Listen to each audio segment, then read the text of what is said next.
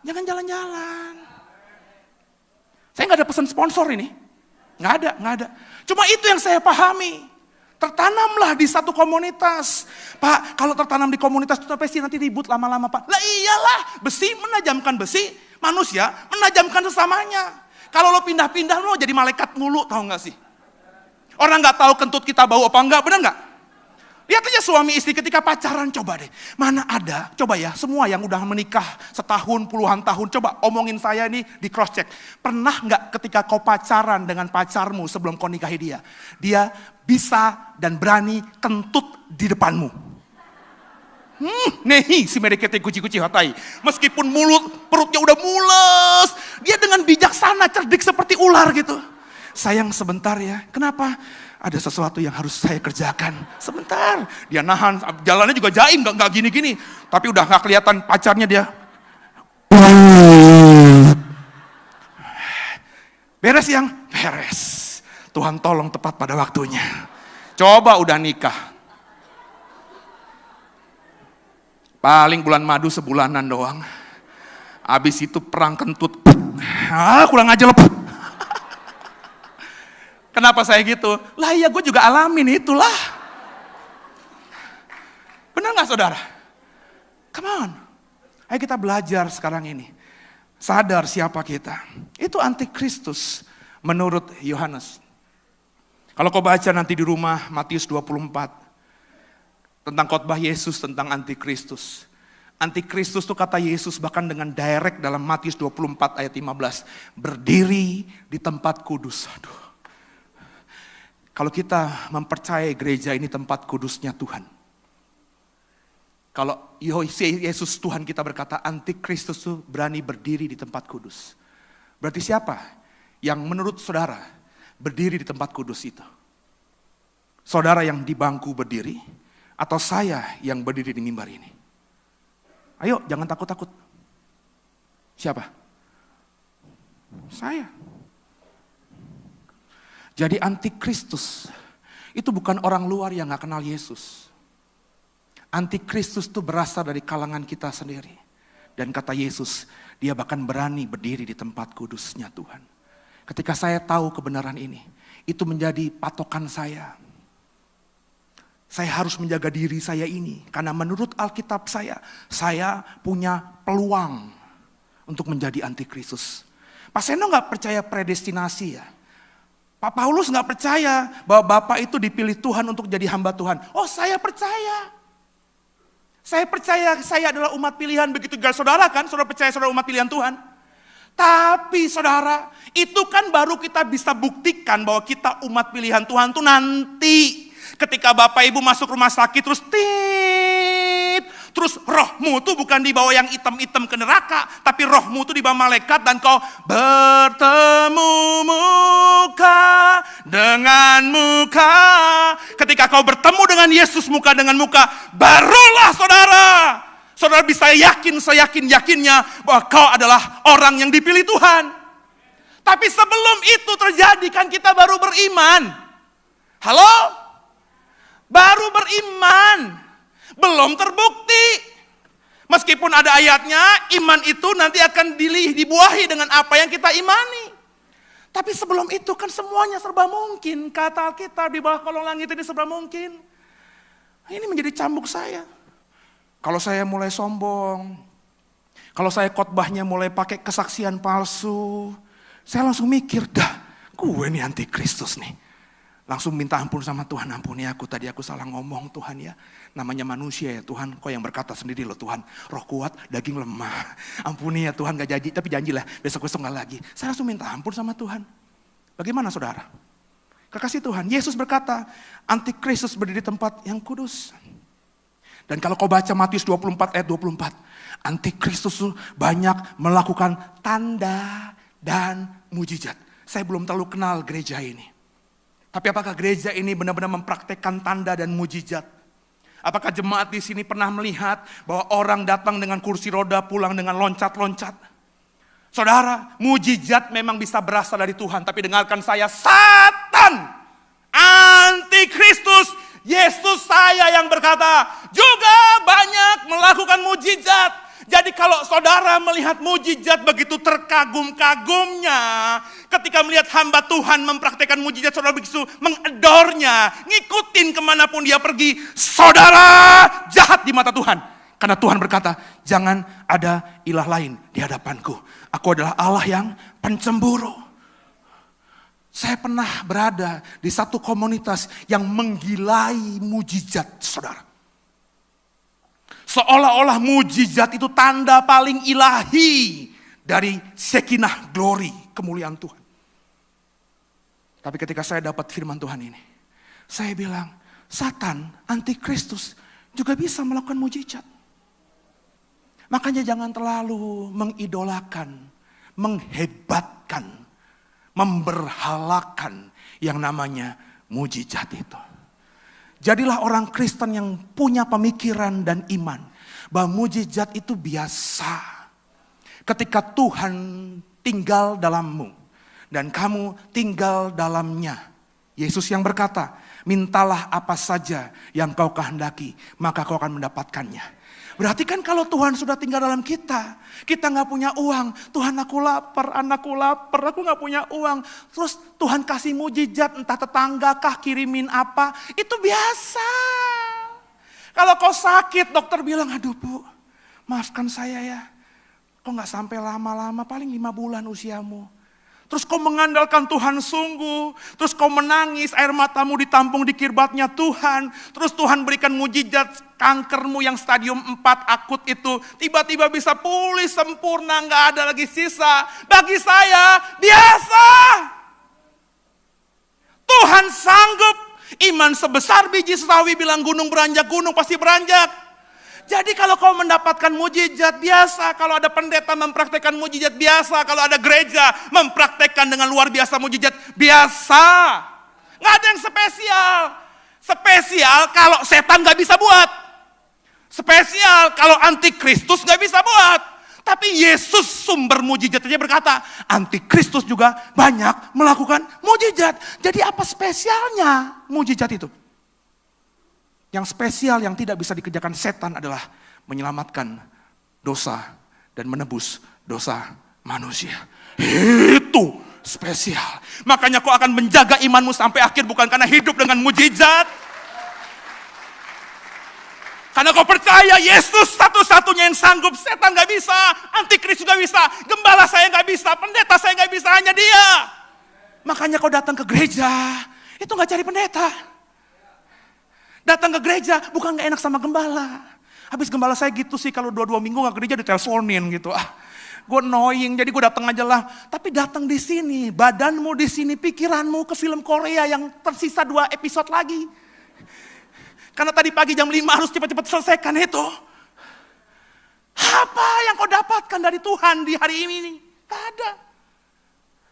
Maka seperti rusa yang haus, rindu aliran sungaimu. Tahu nggak? Itu Mazmur ketika ditulis, di otaknya pemazmur, rusanya tuh bukan rusa di Kebun Raya Bogor. Gue udah pernah interview rusa di Kebun Raya Bogor itu. Nggak pernah yang kekurangan air. Uang Bogor, kota hujan. Bener nggak? Andai kata sungainya kering, dia tinggal melet aja. Pasti hujan. Lu coba aja ke Bogor. Bogor tuh ketika Jakarta kering tetap hujan loh saudara. Maka nggak ada kita baca di koran, rusa-rusa di Kebun Raya Bogor mati karena dehidrasi, nggak ada. Rusanya di sini konteksnya konteks pemazmur di Timur Tengah. Rusa itu makanya dengan kelompoknya kalau berjalan di Timur Tengah nggak akan pernah berhenti sebelum apa? Sebelum ketemu mata air. Entah sungai kah, entah oase kah.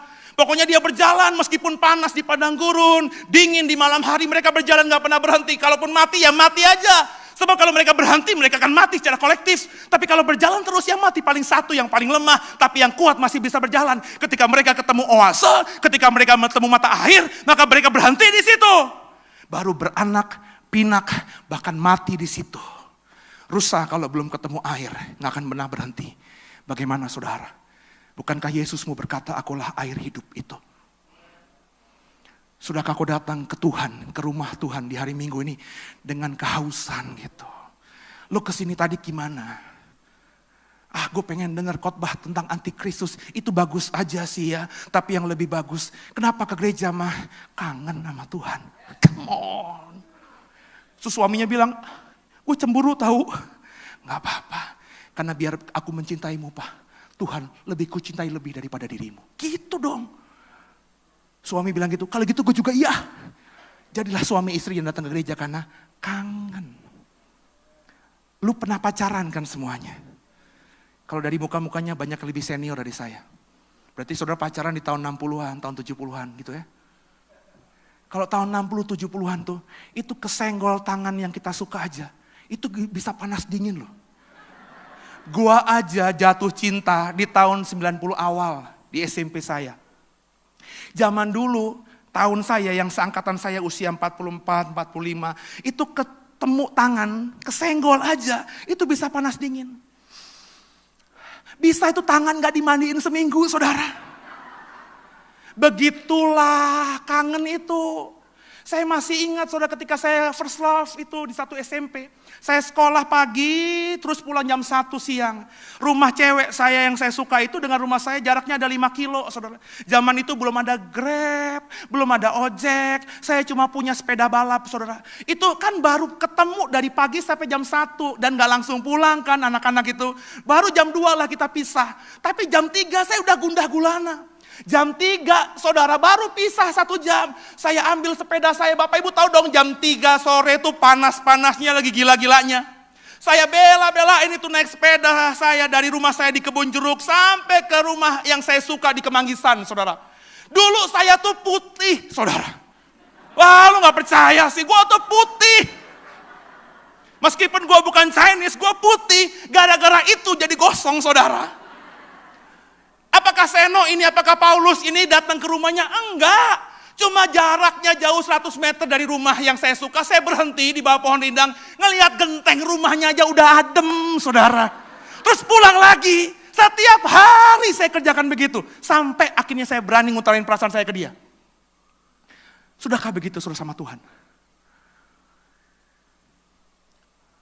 Serius saya menanya.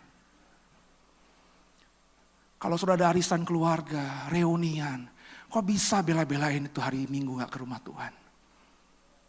Pada reunian kan bisa, kok datangi ibadah pagi atau ibadah paling malam, bisa lah dicari cara. Ayo sama-sama ya. Ingat loh, kita hidup di akhir zaman. Dan gak ada yang tahu Bapak Ibu kapan berakhir usiamu ini. Coba lihat kiri kanan. Lihat kiri kanan. Jangan-jangan bentar lagi lo bilang gitu. Ayo bilang cepetan. Lu kan gak ada yang salah. Kita harus siap sedia dalam segala hal, benar gak? Bilang kiri kanan, jangan-jangan lu sebentar lagi. Dari aura-auranya mak lu, gituin ayo. Mati adalah keuntungan, jangan takut mati saudara. Saya bahkan doa sama orang gereja saya. Gue tuh mimpi doa mati di mimbar. Jadi saya udah wanti-wanti sama jemaat saya. Kalau Seno ini, Paulus ini mati di mimbar, jangan bilang pendeta kena kutuk, awas gue hajar ya. Gue justru minta mati di mimbar. Terus saya juga bilang nanti, kalau gue mati, jangan di rumah duka, lu bikin bini gue sampai nangis-nangis, awas.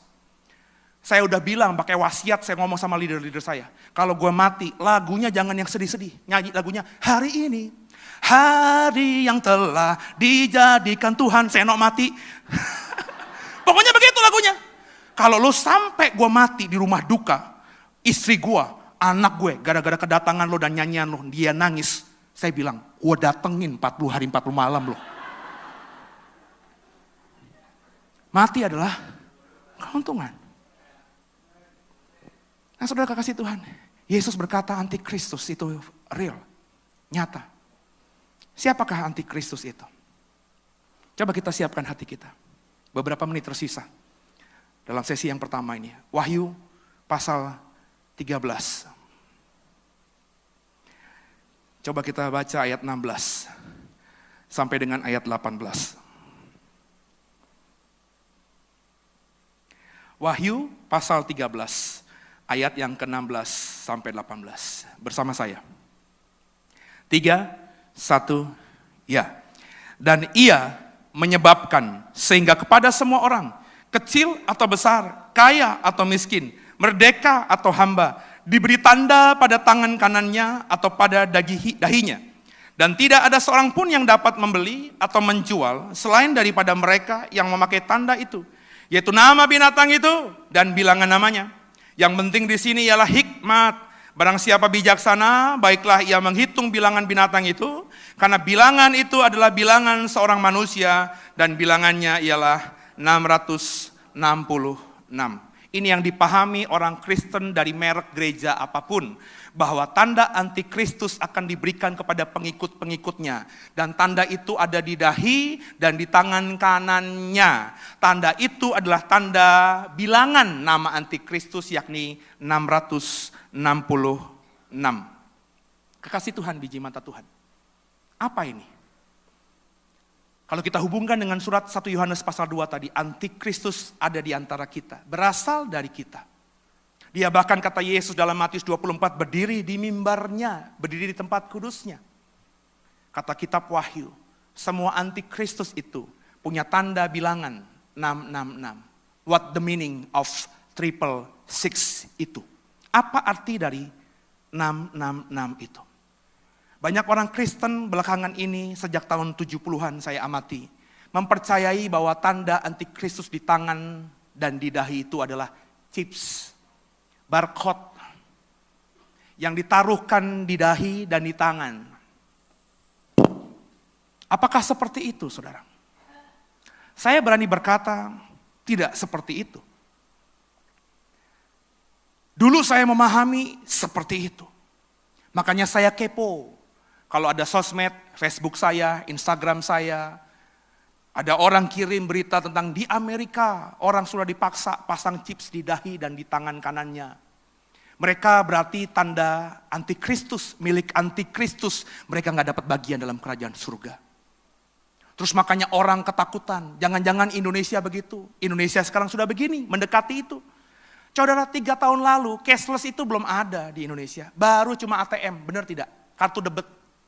3 tahun lalu saya masih ingat, teman-teman saya bilang, lu udah pernah ke Cina belum? Ke Cungko enggak Pak?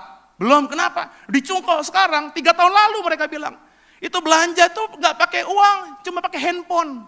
Saya bingung 3 tahun lalu pakai handphone bagaimana? Di otak saya enggak nyambung, tapi hari-hari ini. Lu bahkan sekarang belanja di pasar aja, cuma modal handphone doang ya. Scan, GoPay, tanya lagi cashbacknya berapa persen? Beli cabai 10.000 minta cashback, aduh kemana saudara? Ya, kadang-kadang itu dilibetin, padahal cuma 1.000 aja nggak ada loh. Ibu-ibu juga begitu. Ya, GoPay, OVO, link aja, sebutin semuanya banyak sekali, saudara. Dana, ya, barusan saya dapat dikirim di sebuah grup, ya, ayo belanja di Dana, ya, dapat cashback sampai 100% katanya begitu. Waduh, menggiurkan. Kalau bagi saya, tanda antikristus bukannya barcode itu. Tapi di balik barcode itu, di balik kemudahan itu. Kenapa begitu? Alkitab yang berkata. Dari mana Pak Seno tahu? Dari mana Pak Paulus tahu? Kata 666, angka 666. Itu hanya 2 kali muncul di Alkitab kita. Pertama, di Wahyu 13, ayat yang 16, 17, 18 tadi. Yang menunjukkan tanda antikristus adalah 666. Yang kedua, di mana Pak? Hanya 2 tempat di Alkitab kita ada angka 666. Yang kedua, yuk kita buka. Di dalam 1 Raja-Raja 10. Bapak Ibu mungkin lupa tentang cerita ini. Tapi saya percaya muncul di 1 Raja-Raja 10 ayat 14, angka 666. Itu tidak kebetulan. Pasti Tuhan punya rencana di kehebatan Dia. Di 1 Raja-Raja 10 ayat 14. Mari sama-sama kita baca. 1 Raja-Raja 10 ayat 14. Semua memperhatikannya. 3, 1, ya. Adapun emas yang dibawa kepada Salomo dalam 1 tahun ialah seberat 666 talenta. 666 hanya 2 kali muncul di Alkitab kita dari Kejadian sampai Wahyu. Pertama, yang paling diingat orang Kristen, apa sih 666 itu? Oh, tanda antikristus ya. Di mana? Di Wahyu 13 tadi. Tapi di 1 Raja-Raja 10 banyak orang Kristen gak paham, gak ingat, lupa, menganggap remeh. Mungkin sudah membaca tapi tidak menganggapnya dengan serius. 666 juga muncul di 1 Raja-Raja 10 ayat yang ke-14 ini. Yakni jumlah talenta yang didapatkan Salomo dalam 1 tahun. Talenta emas. Talenta itu bukannya gift. Talenta itu bukannya anugerah kelebihan. Oh, kamu talentanya apa? Saya talentanya bernyanyi. Ini makanya suaranya saya bagus. Coba kayak gimana? Wah, begitu. Bukan. Orang berkata, Pak Paulus tuh talentanya berkhotbah ya. Kalau berkhotbah itu keren. Bukan talenta menurut Alkitab saya, bukan itu. Kalau kau punya kamus Alkitab bentuk buku LAI ini belakangnya ada kamus. Coba cari di alfabet T, cari kata talenta. Talenta itu ukuran di zaman dulu, seperti kilo di zaman sekarang, seperti ton di zaman sekarang. Kalau kita mereferensi di kamus ini, 1 talenta kurang lebih beratnya sama dengan 34 kilogram hari ini. Berarti kalau Salomo setiap tahun mendapatkan 666 talenta emas.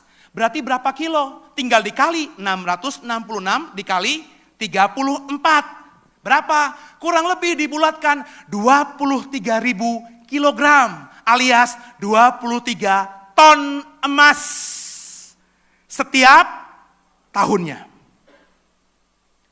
Kalau dirupiahkan, nah agak susah nih. 1 kilo kan 1000 gram. Berarti kalau 23 ton, 23.000 kilo, berarti berapa gram? 23 juta gram. Yang jualan emas 1 gram berapa sekarang? 700-an. Ya, taruhlah 700-an. 23 juta gram dikali 700.000 per gram rupiah hari ini. Kurang lebih Salomo mendapatkan 16 triliun emas setiap tahun. Kau mungkin berkata, kecil Pak. Entar dulu. Itu hanya emas yang didapatkan Salomo. Belum dari upeti. Coba kita lihat ayat berikutnya. 1 Raja-Raja 10 ayat 15. Saya baca untuk saudara. Yuk, 3, 1 ya. Belum terhitung yang didapat dari saudagar-saudagar dan dari pedagang-pedagang dan dari semua raja Arab dan bupati-bupati negeri itu. Jadi belum dari upeti. Bapak Ibu tahu Salomo tidak? Salomo itu satu-satunya raja di Israel, di sepanjang sejarah Israel yang tidak pernah berperang. Kenapa tidak pernah berperang? Karena sebelum Salomo jadi raja, bapaknya Daud itu sudah mengalahkan semua kerajaan, semua raja yang ada di sekitar Israel. Sehingga ketika Salomo jadi raja, Salomo tuh jadi raja di raja. Dia tidak pernah berperang, Alkitab saya tidak pernah menemukan kalimat dia berperang. Makanya karena gak berperang, hidupnya santai saudara. Begitu santainya, karena otak dan tenaganya gak pernah dipakai untuk berperang, dia mengkoleksi apa? Perempuan, benar gak saudara? Istrinya berapa? 300. Gundiknya berapa? 700. Istri dan gundik itu yang resmi. Belum yang icip-icip. Bapak Ibu, saya ngomongnya bukan konteks 2019 ya. Konteksnya zaman dulu, laki-laki dianggap berwibawa. Laki-laki raja dianggap hebat. Itu dengan banyak mengkoleksi perempuan. Salomo begitu enak hidupnya. Karena gak pernah berperang, gak pernah mikirin strategi, gak pernah ketakutan. Maka hidup-hidupnya dihabiskan untuk apa? Mengumpulkan perempuan ini. Jadi saudara, kalau kita punya pemahaman itu, semua kerajaan-kerajaan yang di bawah otoritasnya Salomo pasti kan memberi upeti. Dan itu belum masuk hitungan dari 666 talenta emas yang didapatkan Salomo setiap tahun. Bapak Ibu, kekayaan Salomo itu bisa kau baca nanti di 1 Raja-Raja 10 seterusnya. Saya pernah nulis sebuah artikel. Salomo itu kekayaannya jauh lebih luar biasa daripada orang terkaya ketika saya nulis Alkitab artikel itu Bill Gates zaman itu. Saya bilang di artikel saya, Bill Gates orang terkaya saat itu. Gak ada seujung kukunya kekayaannya dibanding Salomo. Jadi saudara, 666 itu adalah jumlah emas yang didapatkan Salomo kalau dirupiahkan hari ini 16 triliun tanpa dia kerja, Tanpa dia capek-capek, setiap tahun belum dari upeti-upetinya, dia dapat 16 triliun rupiah dalam bentuk emas. Belum peraknya loh. Belum kayu aras loh. Belum budak-budak loh saudara. Belum kuda, belum kambing, belum domba, belum kereta, belum semuanya. Makanya kita baca di Alkitab, 1000 perempuan koleksinya Salomo pernah gak ribut atau minta diceraikan. Padahal kalau mau jujur ya, 1000 perempuan itu kalau digilir Salomo dapatnya semalam 3 tahun sekali. Benar gak? Benar gak? 1 tahun kan 365 hari, benar ya? Kalau 1000 perempuan, kalau digilir adil, tiap malam 1, itu kan perempuan nunggu digilir oleh Salomo 3 tahun sekali. Tapi mereka nyaman aja tuh. Seneng-seneng aja tuh, why? Dicekokin uang, dicekokin emas, sehingga mereka gak peduli hal itu. Berarti Salomo begitu luar biasa kekayaannya ini.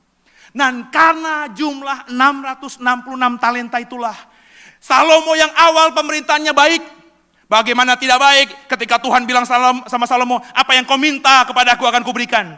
Salomo bilang, aku gak minta emas, aku gak minta kekayaan, berikan aku saja apa? Hikmat dan pengertian. Dan ketika Tuhan anggap itu baik, Tuhan tambahkan hal-hal yang tidak diminta Salomo. Selaras dengan apa kata Tuhan, carilah dulu kerajaan Allah dan kebenarannya, maka semuanya akan ditambahkan padamu.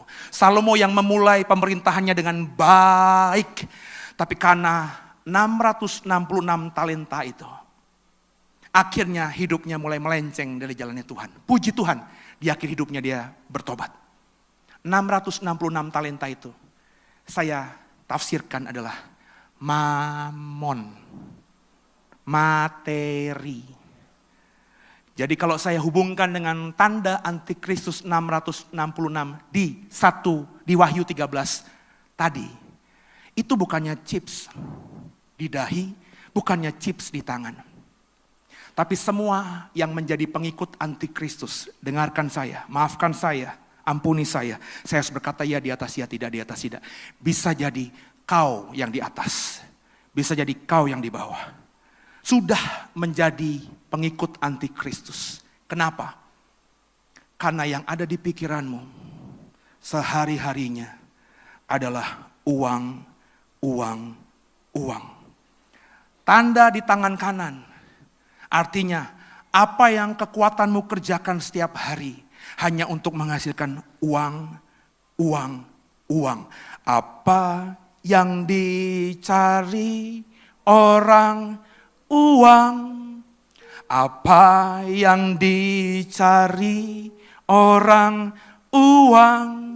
Apa yang dicari orang, pagi, siang, petang, malam, uang, uang, uang, bukan Tuhan Yesus. Sekarang bagaimana saudara? Apa yang ada di pikiranmu hari-hari ini? Apa yang tangan kananmu kerjakan setiap hari?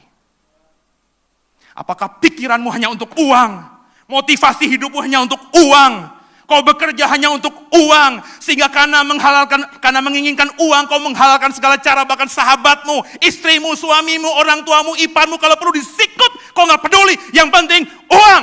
Meski badanmu hari ini ada di gereja, bahkan saya berani berkata, meski dia berdiri di mimbar ini jadi orang yang punya jabatan kependetaan, kalau pikirannya uang, kalau tangannya uang, kalau melayani hanya untuk uang, maka orang ini adalah pengikut antikristus. Saya contohkan ilustrasi. Dokter, ketika kau buka praktek, ada orang ketok masuk, terus kau lihat tampilannya, begitu menyedihkan orang ini. Terus kau periksa, dia punya sakit penyakit yang sangat berat. Kau tahu orang ini gak punya uang. Kalau kau adalah pengikut Kristus sejati, dengarkan saya pakai contoh dokter. Kau akan ngomong sama orang yang tidak punya uang ini. Bu, maafkan saya. Dari hasil tadi ronsen dan analisa saya, ibu punya penyakit yang cukup berat. Ibu gak bisa diobati biasa. Terus pasienmu ngomong gini, tapi dok, saya nggak punya apa-apa dok. Kesini aja saya udah jual semuanya untuk bisa dicek sama dokter. Jadi kalau beli obat, dirawat berikutnya saya nggak bisa. Bu, pokoknya saya akan kasih ibu yang terbaik. Tapi dok, uang dari mana? Shh. Ibu sembuh. Kesukaan buat saya. Tapi dok, shh. Saya tulis resep ya. Nanti ibu tebus resep ini jangan di apotek yang lain. Di apotek ini kebetulan punya teman saya. Saya sudah telepon dia nanti setelah ibu keluar. Ibu tebus obatnya, yang saya kasih ini obat yang paten bu. Dengan harapan, dengan kasih obat yang paten, ibu bisa lebih cepat pulih. Tapi dok, uangnya yang generik aja dok. Nggak usah, ini saya udah bilang sama apotekernya, ditanggungkan ke saya. Tapi dok, shh, ibu sembuh ya. Ini dokter yang pengikut Kristus. Emang ada pak dokter yang pengikut antikristus dan setan? Banyak. Bukan di GSJA Bandengan, bukan. GSJA yang lain. Oh jangan GSJA lah, tempat saya. Nanti besok di tempat saya bilang di GSJA Bandengan. Biar adil dan merata. Dokter yang antikristus, yang pengikut setan gimana pak? Wah begini nih contohnya. Sore dok, masuk. Apa kabar dok? Operasi. Dok, kok operasi? Saya belum diperiksa.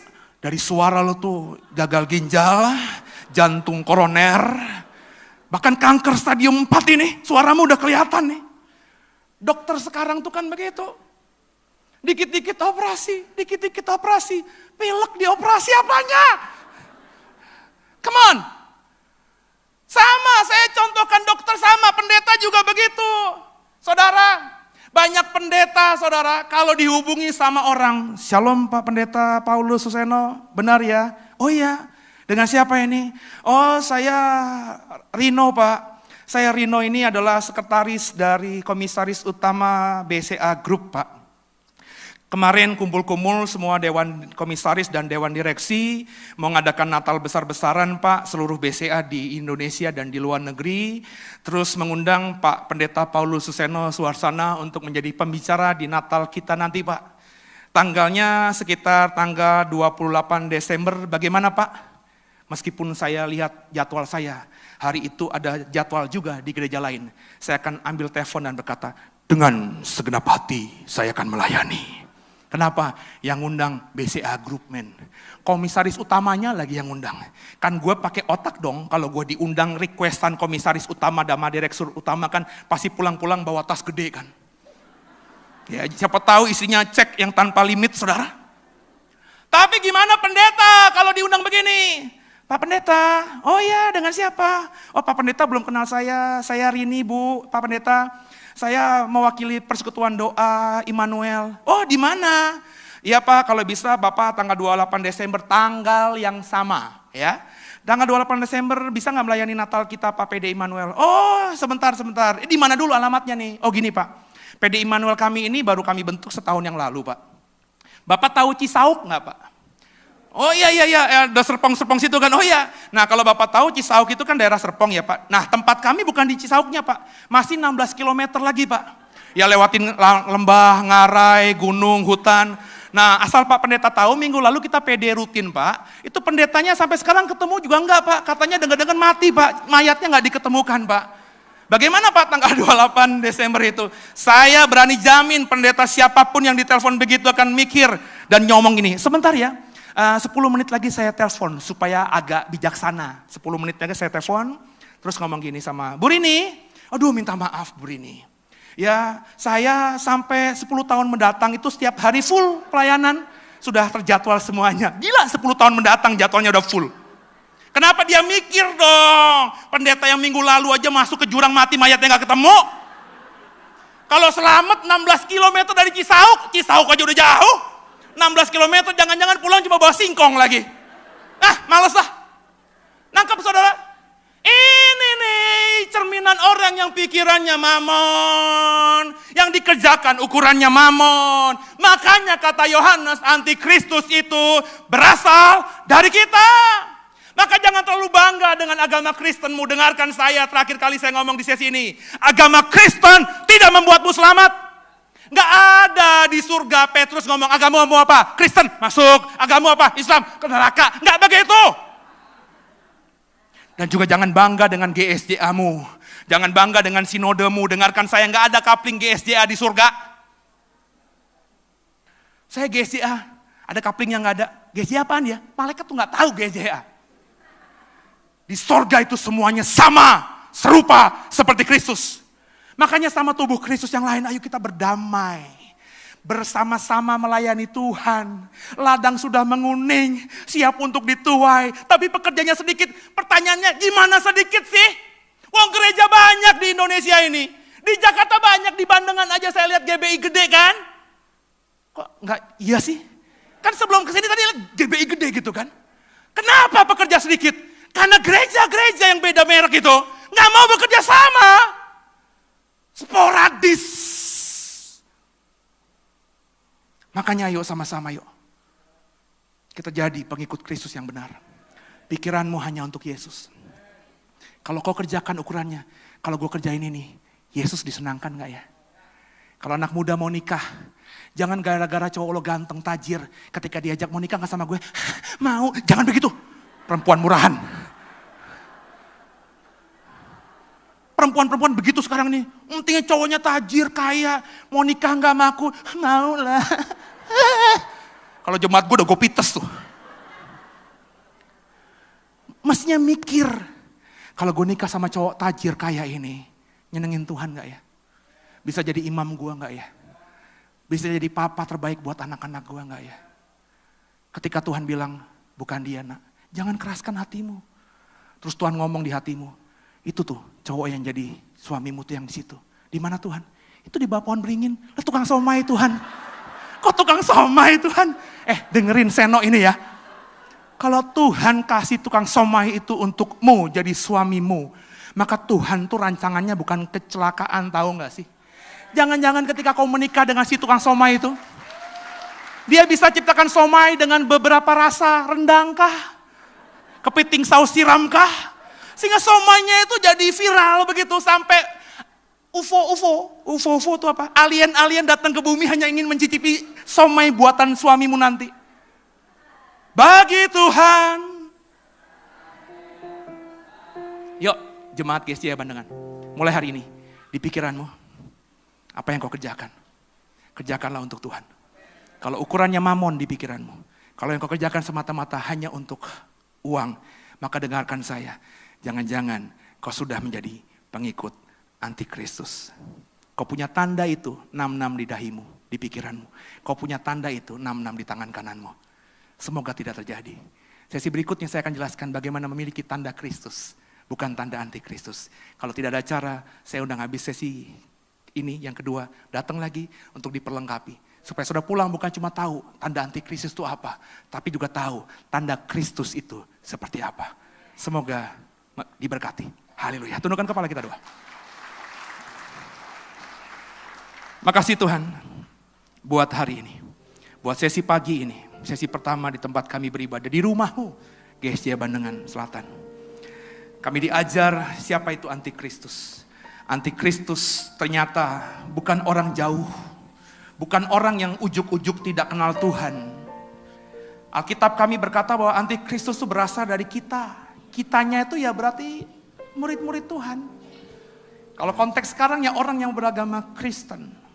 Bahkan Yesus sendiri Tuhan kita berkata, antikristus itu berdiri loh. Di tempat kudusnya Tuhan.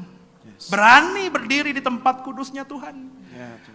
Jadi saudara pahami sungguh, antikristus itu bukan hal yang menyeramkan, orang yang kelihatan tampilannya kayak preman. Oh enggak, orang yang disebut antikristus kalau kita baca Alkitab sungguh, mungkin hari-hari ini kalau dia sudah ada, dia ngomongnya juga shalom. Tuhan Yesus dahsyat ya tante. Tante rajin doa dong. Om baca Alkitab dong. Ayo kita sama-sama ke gereja. Jangan-jangan itu. Sebab antikristus Yesus katakan berdiri di mimbarnya Tuhan, di tempat kudusnya Tuhan. Berarti kan gak mungkin orang yang berdiri di tempat kudusnya Tuhan ngomongin Yesus itu bukan Tuhan saudara. Yesus itu setan, saudara. Bukan, dia pasti ngomong Yesus itu Tuhan. Yesus adalah anak Allah yang berinkarnasi menjadi manusia. Yesus juru selamat kita. Orang seperti ini bisa besar kemungkinan juga jadi antikristus nantinya. Maka penting saudara punya iman yang benar. Itu kenapa saya bilang tadi sempat singgung. Jangan pindah-pindah gereja. Karena meskipun gereja itu rumahnya Tuhan, pengajarannya beda ya. Kalau kau di sini tertanamlah di sini, bertumbuhlah di sini supaya apa? Dapat makanan yang sehat. Amin. Kekasih Tuhan, biji mata Tuhan. Kalau kau nggak punya makanan sehat, yang kau konsumsi makanan yang nggak sehat, yang kau masukkan ke pikiran, ke telingamu, ke hatimu sesuatu yang nggak benar, maka nggak heran pikiranmu keluar dari gereja uang.